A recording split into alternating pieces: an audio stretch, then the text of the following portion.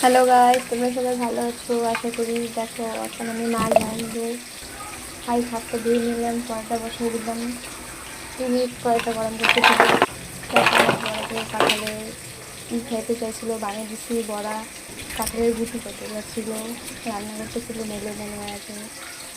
এখন দিব তেল কড়াতে, দিয়ে তেল গরম করতে দিব। এমনি কড়াই অনেকক্ষণ ধরে গরম ছিল, তাও এখন একটু গরম করতে দিব। তারপরে মাছগুলো 2 মিনিট 3 মিনিটের মধ্যে হাইস করা সকালে তরকারি করবো।